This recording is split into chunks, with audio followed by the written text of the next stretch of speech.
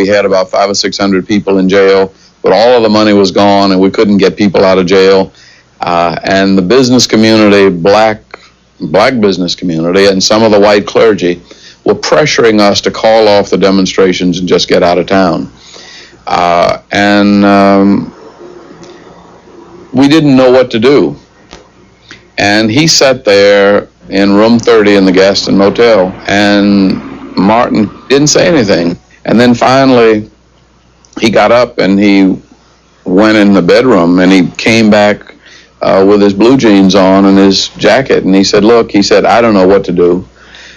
He said, I just know that something has got to change in Birmingham. I don't know whether I can raise money to get people out of jail. I do know that I can go into jail with them. And not knowing how it was going to work out, he walked out of the room and led a demonstration and went to jail.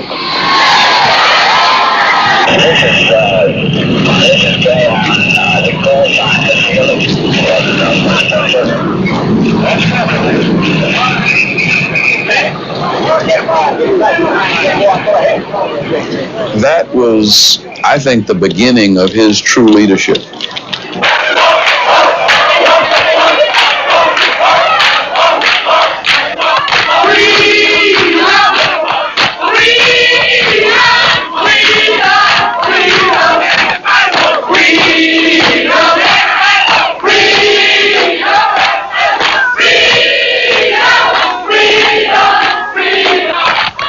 At this time, local white clergy were criticizing King and the campaign. The ministers published in the newspapers a diatribe against Martin, calling him a troublemaker and saying that he was there stirring up trouble to get publicity. And he sat down and took that newspaper, and he had no paper, and he was in solitary confinement. And he started writing an answer to that one-page ad around the margins of the New York Times. I have yet to engage in a direct action campaign that was well timed in the view of those who have not suffered unduly from the disease of segregation. For years now I have heard the word wait. It rings in the ear of every Negro with piercing familiarity. This wait has almost always meant never. We must come to see with one of our distinguished jurists that justice too long delayed is justice denied. As King sat in Birmingham jail, the demonstrations lost supporters.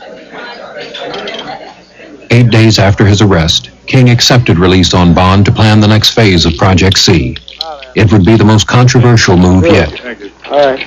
We wanted to get the black community in Birmingham involved, and the way you get people involved is get their children involved. They were taking the kids out of school, marching, and I thought that was unnecessary. In fact, it was the kids, many of them didn't know what it was all about to start with. Most adults have bills to pay, house notes, rents, car notes, utility bills, but the young people, wherein they can think at the same level, are not at this point hooked with all those responsibilities. So a boy from high school, he get the same effect in terms of being in jail, in terms of putting pressure on the city as his father, and yet he's not, there's no economic threat on the family because the father's still on the job. I'm on my way, freedom land, freedom land. Thursday, May 2nd was D-Day, the day the children began to march in Birmingham. At first, the groups were small.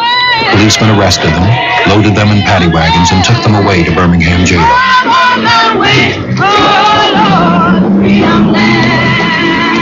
I asked my mother, come and go with me. I asked my mother, come and go with me.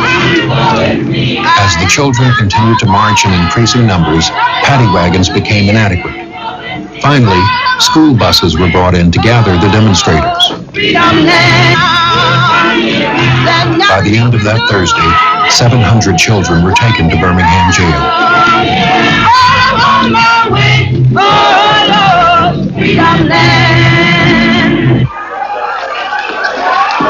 Friday, more than 1,000 children stayed out of school and arrived at the 16th Street Church to march.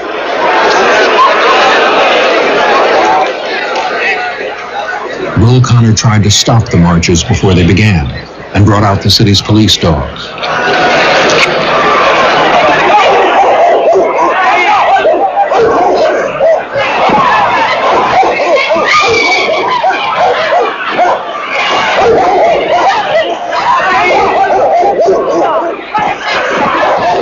Next, the fire department was brought in, and Bull Connor ordered water hoses turned on the demonstrators.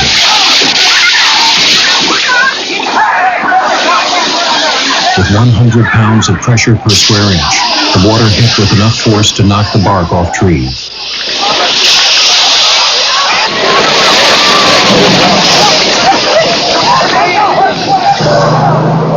Bull Connor's white tank patrolled the city streets as the fire hoses stopped the demonstrators.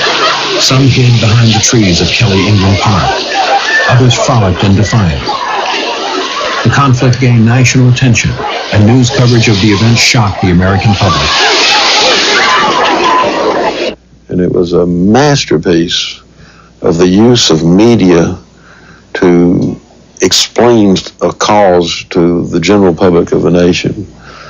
Because in those days you had 15 minutes of national news and 15 minutes of local news. And in marching only one block, they could get enough news film to fill all of the newscasts of all of the television stations of the United States. Photographs appeared in newspapers throughout the world, and the Birmingham story was told in many languages.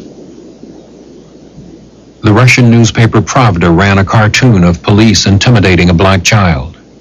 The federal government worried about America's image in other parts of the world.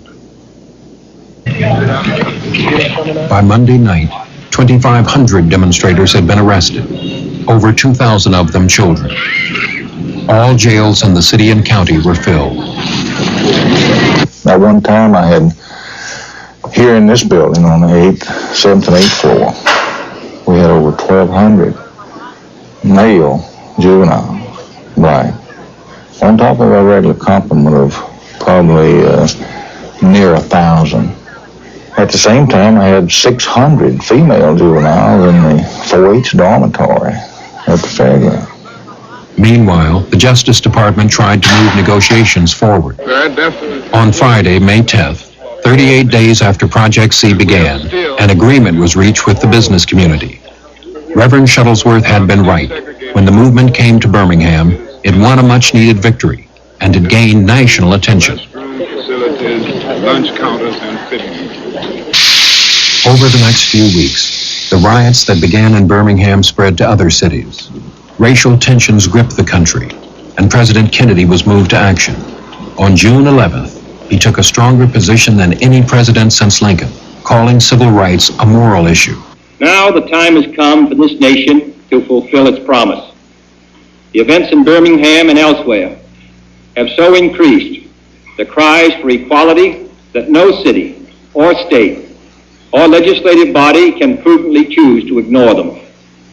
The fires of frustration and discord are burning in every city, north and south.